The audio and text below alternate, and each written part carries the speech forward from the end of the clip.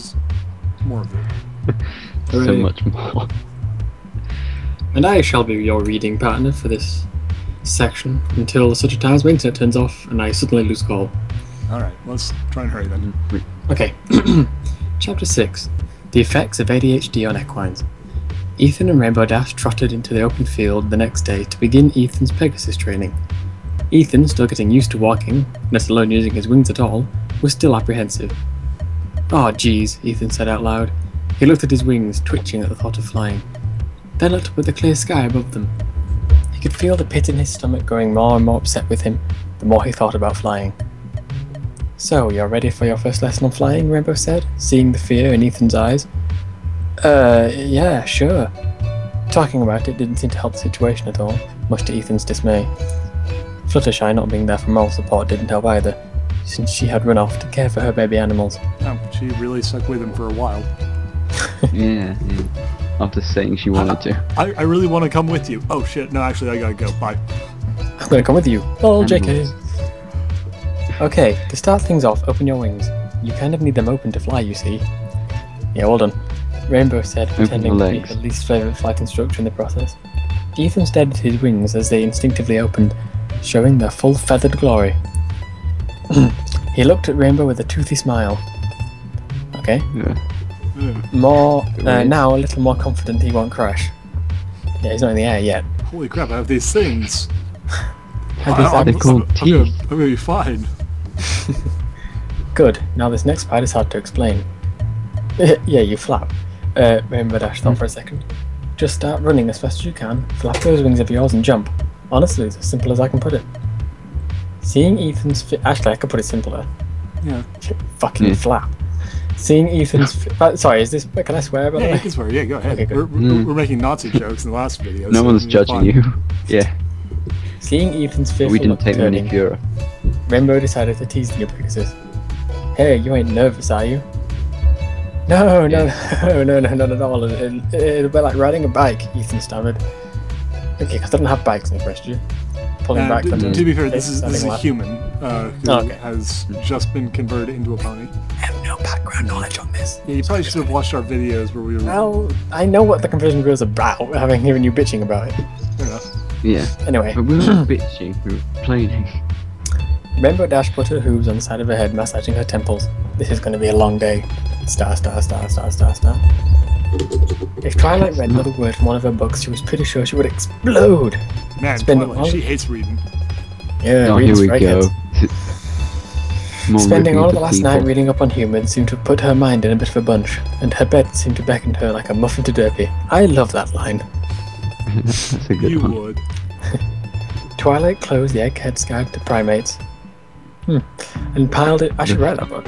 And piled it up with the other books to her right.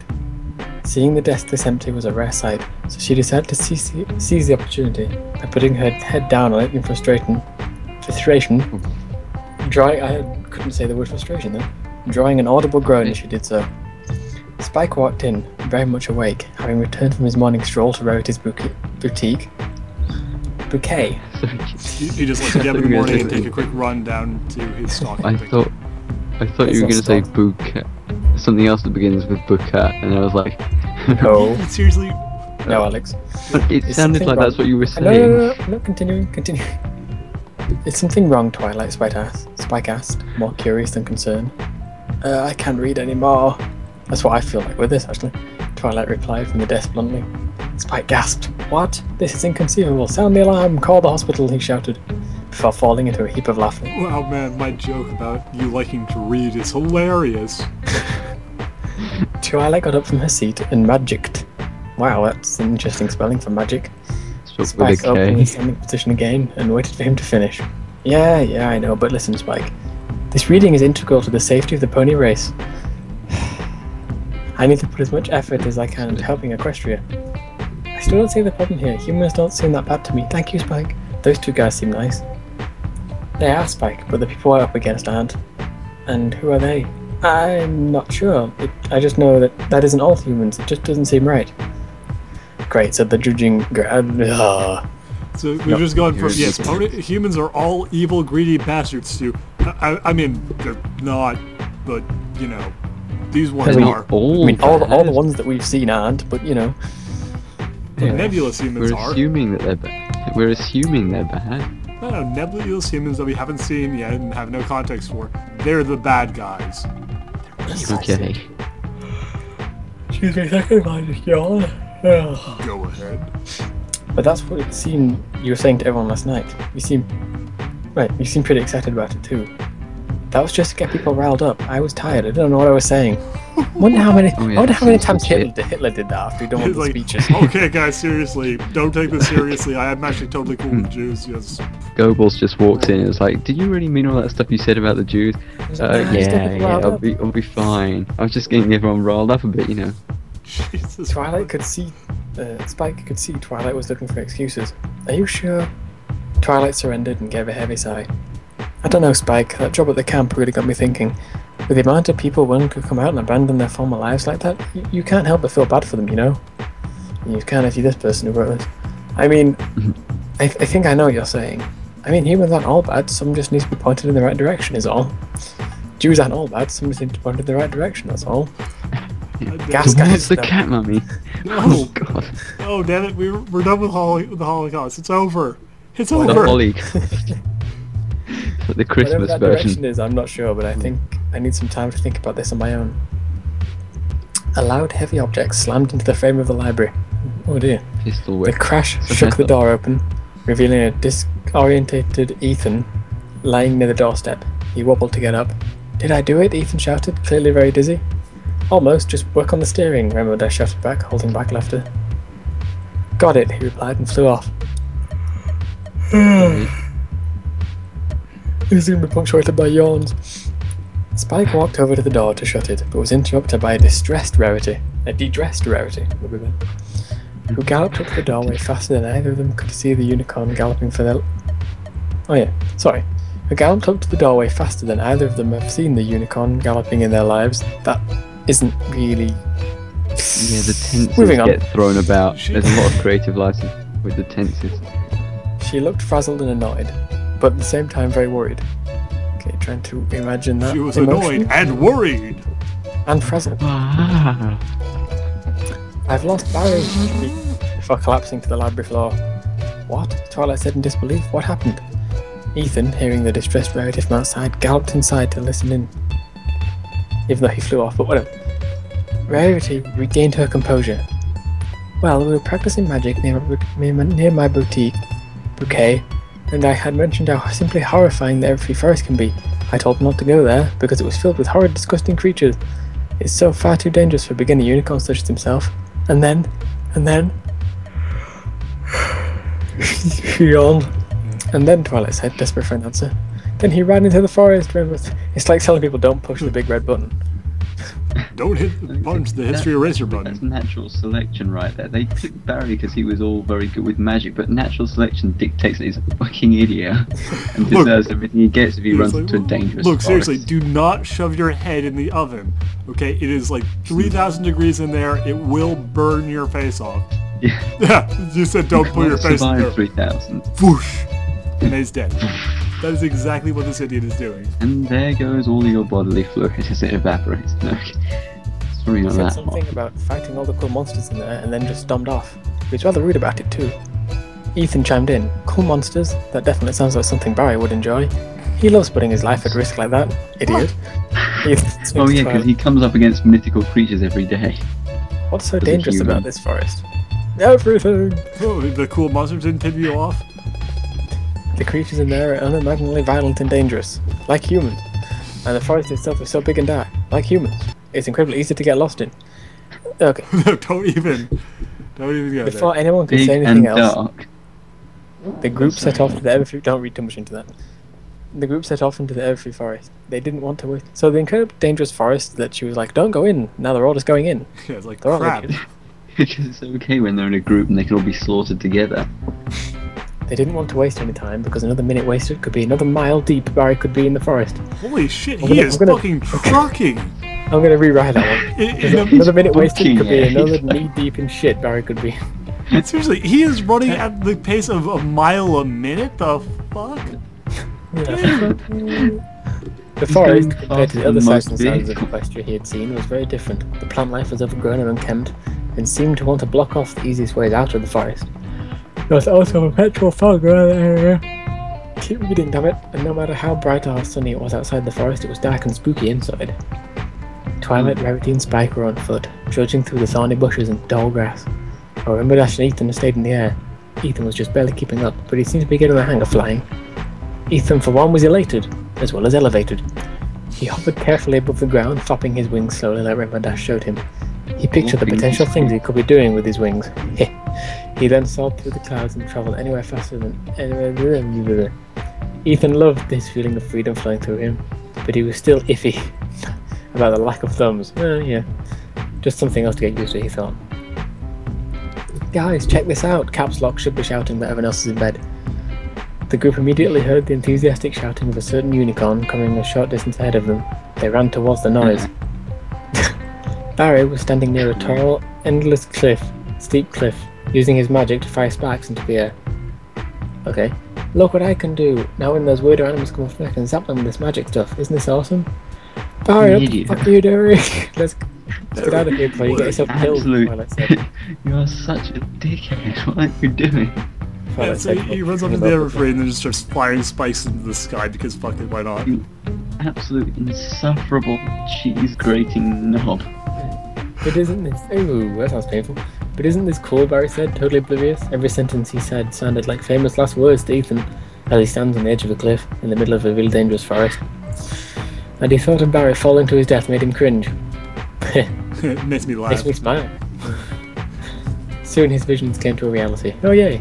Wow. Barry fired a particularly large bolt of magic into a nearby tree, causing two massive branches to fall from it. The bigger of the two hit Rainbow Dash, lol, pinning her to the ground. The other hit Barry, whacking him off the cliff. Oh, there you go. Ethan's mind was... Shut up. He was hit off by wood. Ethan's mind was racing. He just learned to fly an hour ago. Did he have the kind of skill needed to save his friend from dying? Can he still save him in time? You're very soon, you'll be fine. What will happen next? Find out next week in... Some God. Story we don't care about. The Tales of Barry and Ethan, where he gets whacked off by a tree. Barry and Ethan whacking wood. Ethan looked to his new friends quickly, but they weren't. Sorry, but they were watching Barry. Just watching him. See you in hell. See you in hell. He got whacked off by a tree, but someone else was watching, so it's okay. So, okay, they're watching Barry fall the seemingly bottomless ravine, and didn't notice Rainbow Dash at all. Okay, no one notices Rainbow Dash. Everything seemed to be happening in slow motion. Barry falling, Rainbow Dash struggling to get out from under the branch, pinning her down, and Ethan just standing there, watching his friend falling to his doom. All because he couldn't be asked to go pick him up. All because he wasn't there for him in the first place. Okay, background information for me, but I'm not going to read it. No, here's the thing. That isn't background information. This is pretty much him just basically going like, oh man, if only I had been here when my friend ran off into the forest on his own without telling anyone. I could have saved him. It's all my fault. What happened next was a blur, so I won't read it. It was a blur. Yeah. He felt like he wasn't in control of his body anymore. And then the only thing that kept him going was his gut. Because it was so large, the momentum just kept him going. Ethan hopped off of the edge of the cliff and spread his wings. Soaring like a professional would, Ethan put his hooves to his sides like a bullet and shot down to Barry. At the speed he was going, he was sure he couldn't have possibly been able to grab his friend in time, but somehow he did, catching him just before he hit the ground below. Hang on, he was sure he wasn't going to grab his friend in time, but fuck that, he did. Yeah, but then the story would probably be way darker than the author intended it to be, so he catches him. It's so light right now. Well, intended. As he carefully flew back up, a friend in tow, he realized that they both had been screaming the entire time. Ethan was just as afraid as his friend. Ethan was just as afraid for his friend's life as Barry himself was. The ponies cheered as the hyperventilating Pegasus carried his friend to the safety in the grass. By the way, this is from the perspective. This is all from Ethan's perspective. So he just described himself in the third person as the hyperventilating Pegasus. I'm just not. If I start talking about the abuse of tense in this, I'm never going to get away. So Yeah. Also, Tense again, is so bad. it's still been less than 24 hours since he woke up as a power. Just shall I carry on reading? I can read quite fast. Alright, go ahead. Right. Yeah. I did it, Ethan said, finally, taking short, staggered breaths. He set Barry onto the ground. Barry slowly opened his eyes and looked up at his saviour, Jesus Christ. No. You alright, buddy? Ethan said nonchalantly. I can be such an idiot sometimes, Barry joked. So this is when we're like, oh my god, we almost died. Anyway, you alright, buddy? You betcha. I'm such an idiot. Twilight and Rarity worked together to magic, again the weird spelling of magic, the branch off Rainbow Dash. You could have just said levitate. Who looked particularly Whose relieved lungs to finally be able to weren't move. punctured and ribs not broken. How is she still okay? This massive branch did no damage. She then looked. She's alright because she rolled and passed her armor save, so it's fine. She looked at Ethan with the biggest smile he's seen her give him all day. No, he'd seen her give him all day. No, tense abuse. Let's move on. You know, I thought you were pathetic. I thought you were pathetic when you learned to fly this morning. Oh, Jesus. I thought so. I'm still pathetic. I just got lucky, Ethan said humbly.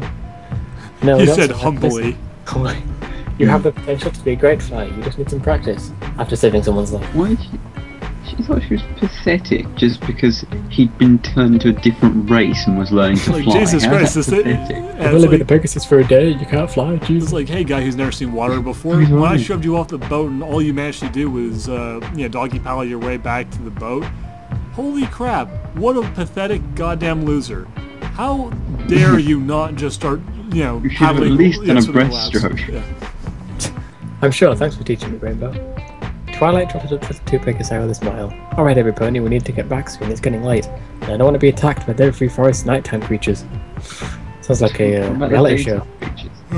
As Twilight and the gang trotted back, Ethan couldn't help but realise how much more peaceful it was in Peaceful it was in Equestria. Living 17 years in the hustle and bustle of a suburban ghetto he called home, he wasn't used to the hushed silence that fell upon Ponyville when the nighttime started setting in. The environment around them was much cleaner. And it felt like one of the places Ethan had known that he wasn't afraid to drink the tap water. Tap water that, mind you, isn't treated with chlorine and probably carries more bacteria than tap water back People in home. primitive cultures with no concepts of money and technology are just as primitive and savage as or just as savage and nasty as anyone else.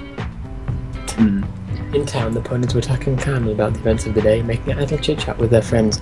There wasn't a frown in sight, apart from that one episode where Pinkie Pie couldn't do her job and then everyone was frowning, but let's forget about that. While some may see it as inhuman, no we don't, Ethan saw it as perfect. It is inhuman, it's pony.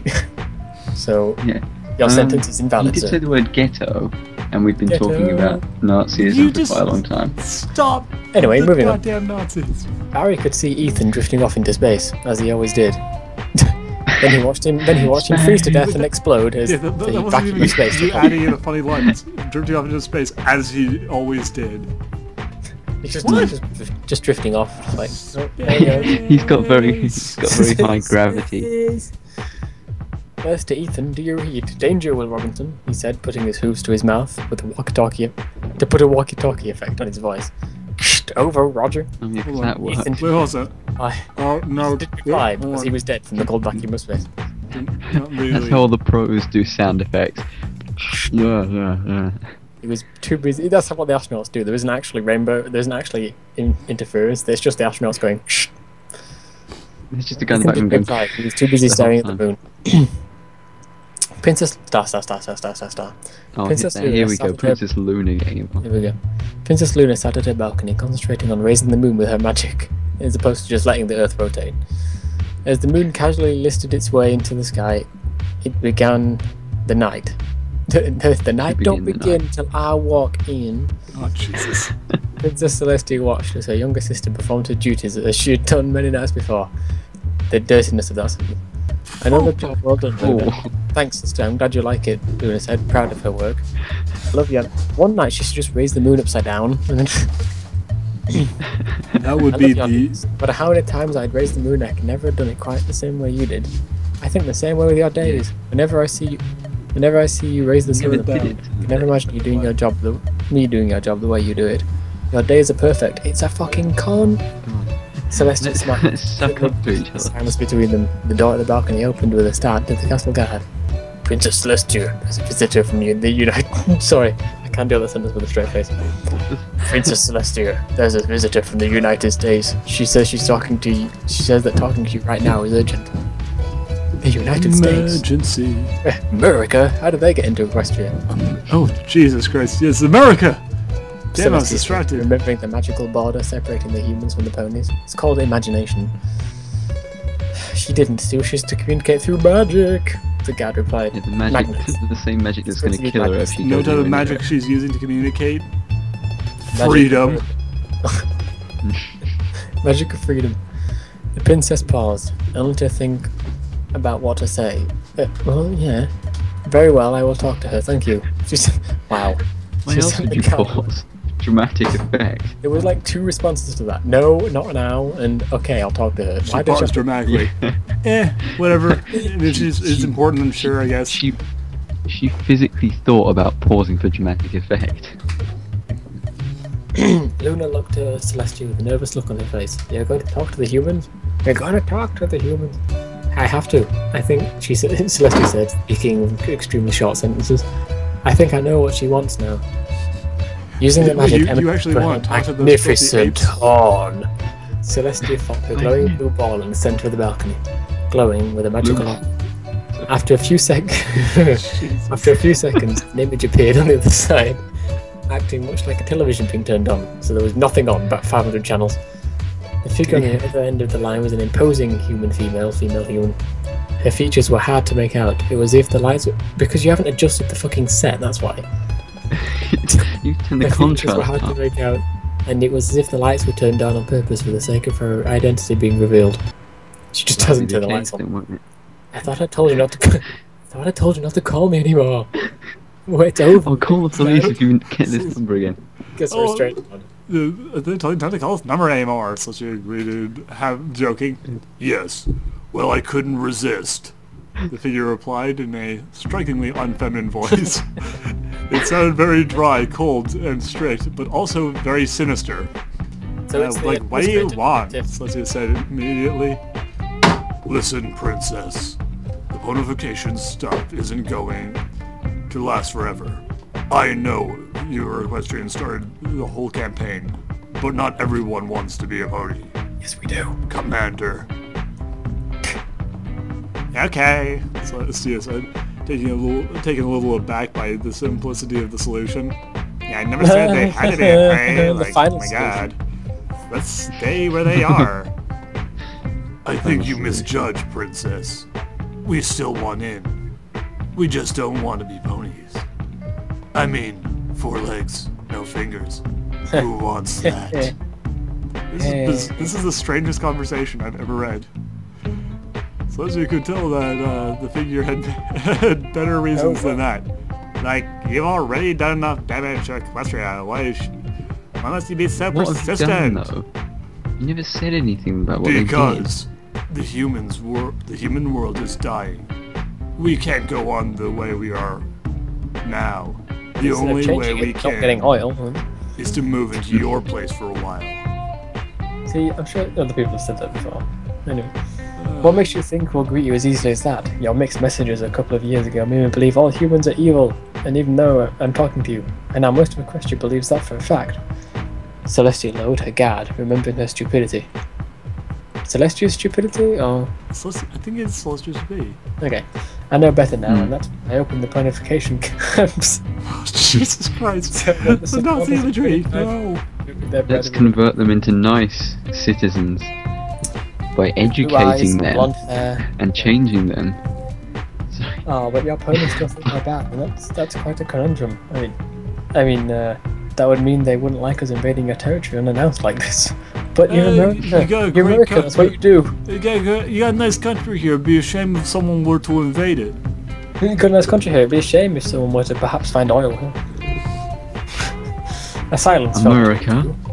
Celestia thought about what the figure had just said. Could she invade? How would she do it? Can we fight back?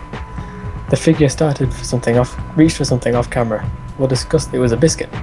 We'll discuss this later, and the transmission ended with static. The blue aura faded away. Biscuit. Celestia gave Celestia gave a heavy sigh and turned to the silent Luna, still stunned from what she saw. What now, sister? Luna said nervously. I don't know, Luna. When Celestia looked like she wanted to end the conversation there, Luna still had more questions. Why was she so hurtful to us? Why is she so mean? Jesus. So mean. Just crosses around and like counts up. Moaning, Jesus Christ. Celestia turned to her glassy-eyed sister, looking for the right words to say.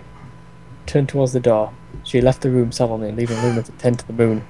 Celestia had a lot to think about. What would they be so mean to us?